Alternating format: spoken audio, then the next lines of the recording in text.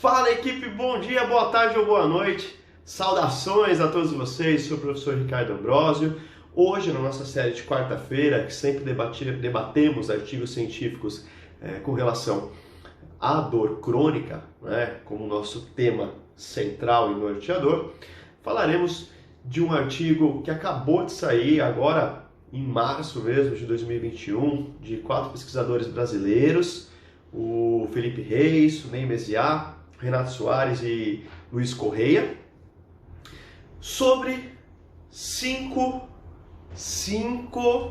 condutas de baixo custo que nós devemos evitar no tratamento das afecções musculoesqueléticas, E quando nós analisamos isso, o elemento de dor lombar acaba recebendo um grande destaque. Quero antes sempre lembrar que o meu vídeo, que é sempre o debate de um ou mais artigos científicos, jamais exclui a necessidade de você ler esse artigo por inteiro, Assim você também prestigia muito mais o que os pesquisadores tinham em mente nas discussões, como que o artigo foi feito e metodologia, que é um aspecto que eu acabo não abordando aqui, Mas vocês tenham certeza que os artigos que nós escolhemos possuem metodologia bem adequada, uma boa qualidade, tá bom? Bem, para esse artigo específico eu fiz uma colinha, uma vez que eu quero ler essas 5 recomendações e debater um pouquinho sobre ela de forma bem coerente. Então, qual é a primeira recomendação? Não utilize recursos terapêuticos passivos de forma prolongada e isolada nos pacientes com dor lombar.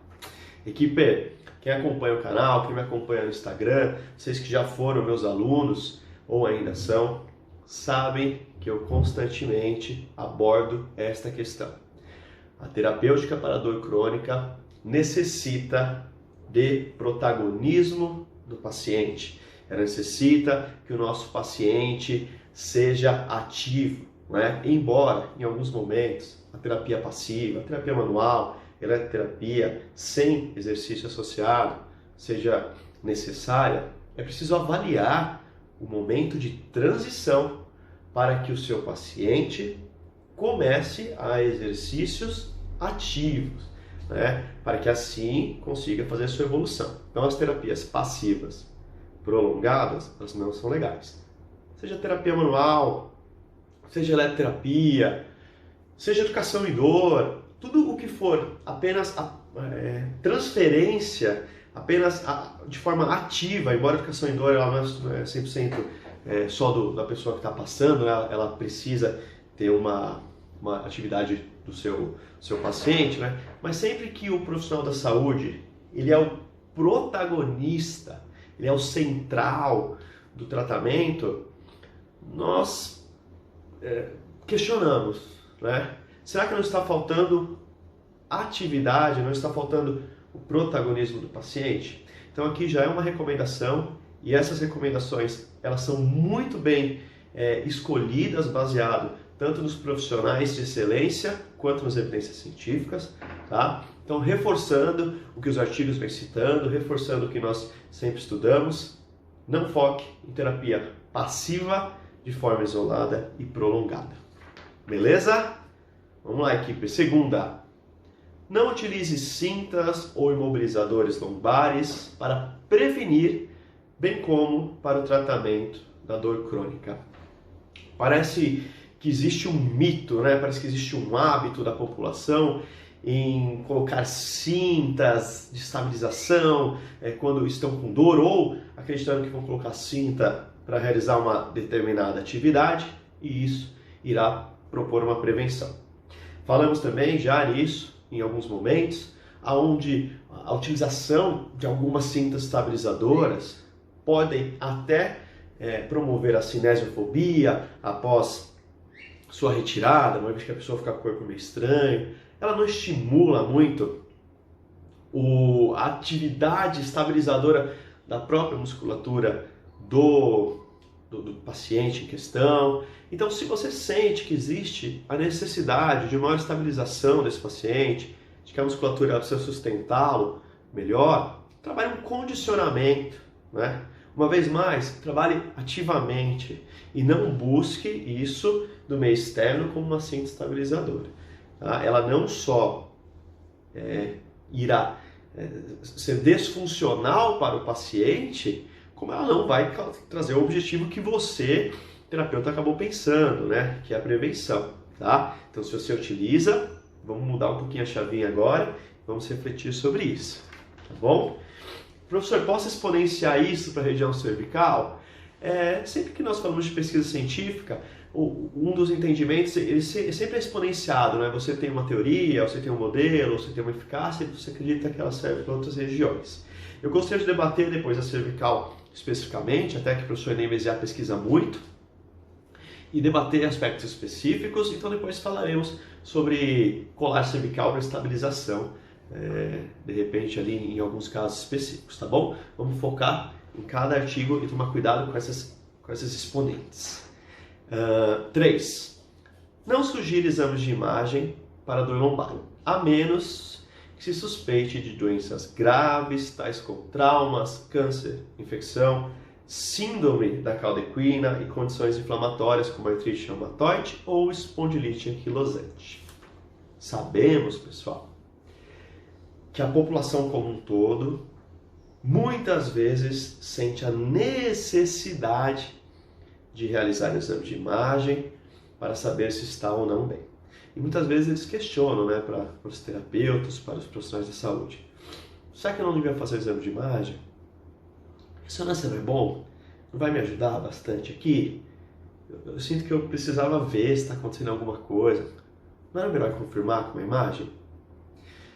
Bom, primeiro é necessário relembrar que a clínica é soberana. Então nós precisamos avaliar clinicamente esse paciente, fazer os testes funcionais, os testes de estresse, os testes específicos. E caso seja analisado, seja percebido um desses eventos específicos, como citados pelos professores em questão, aí sim, olha, acho que o exame de imagem é necessário. Se não, nós podemos, com o exame de imagem, acabar por identificar uma série de diagnósticos que não vão favorecer o paciente a ter percebido esse diagnóstico previamente, diagnósticos que não correspondem com o estado clínico desse paciente, tá? Ou mesmo não teremos o diagnóstico, não teremos nenhum achado, mas iremos no serviço público onerar o sistema público, aumentar a fila de espera, uma vez que você precisa ter um maior número de sessões, já que você precisa fazer o exame e voltar para avaliar, e não foi necessário, né? Então, alguns estudos eles nos mostram já como que o excesso de pedir o exame de imagem ele não é legal, tá? E aí nós iremos para a quarta, né, recomendação.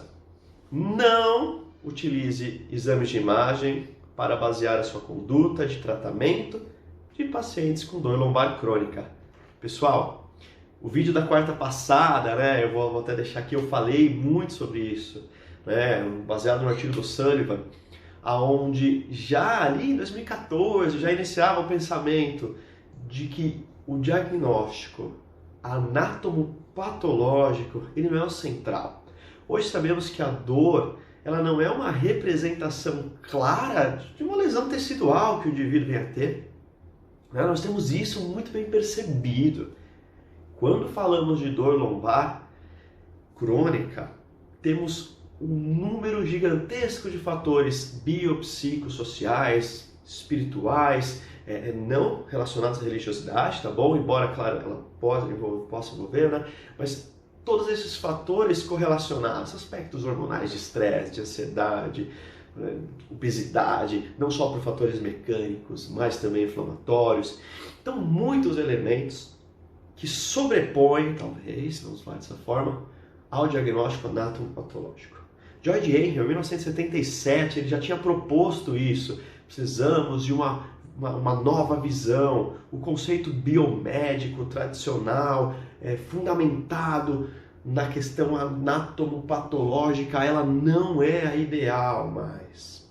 O indivíduo ele não deve ser tratado como uma hérnia, não deve ser tratado como uma coluna rodada, né? Termo horrível, já tem artigos falando que esse termo até gera iatrogenia, né, da palavra, pode prejudicar a gestanociofobia. O indivíduo ele é um todo.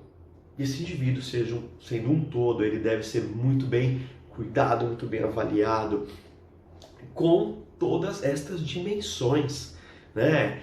No serviço de dor crônica que eu atuo, o fator de sermos multidisciplinares é fundamental para esse paciente com dor crônica. Não pode mais focar nisso. Também nós sabemos que não só a dor não é uma representação clara do seu sistema anatomopatológico, como também as consequências dessa dor não têm relação 100% direta e única com o fator da hernia de disco, né? Com o fator do tecido lesionado. E a crença de que isso é real pelo paciente aumenta a sua dor, né? Por um conceito até de sensibilizações centrais, e reduz a sua funcionalidade. E nós, como profissionais de saúde, jamais podemos ter o foco nesse conceito anatomopatológico, tá? E não deixemos também que o paciente o tenha. Cuidado, claro, com backfire effects, né? Onde o tiro sai pela culatra, sabe? O paciente chega com aqueles exames de imagem, você sequer olha o exame e fala, sua hernia de disco não é a causadora da sua dor. E pela comunicação inadequada, ao invés do paciente compreender o que você está passando e ser educado na dor, ele acaba por se revoltar, por se frustrar, né? E ele não quer entender mais aquilo. Então toma muito cuidado também na comunicação extrema, tá? Esses fatores, esses 5 elementos determinados pelos pesquisadores que estão aí, fazem parte da Choose Wisely Brasil, uma coisa fantástica, direcionada para a nossa área, pessoal.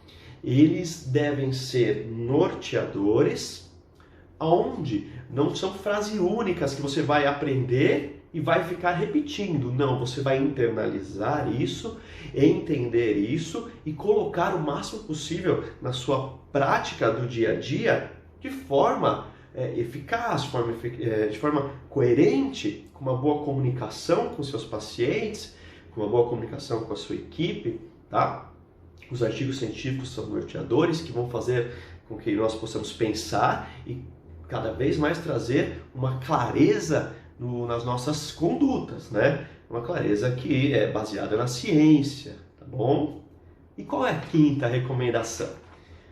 Não recomende o uso de palmilhas como prevenção, bem como tratamento de pessoas com dor lombar. Uma vez mais, o foco em aspectos mecânicos, em aspectos apenas físicos, mostra uma linha que devemos questionar.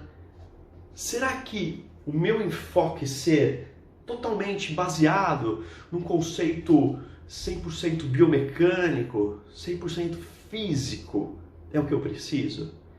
Seriam necessárias alterações das adaptações de uma vida para mudar o aspecto de dor lombar?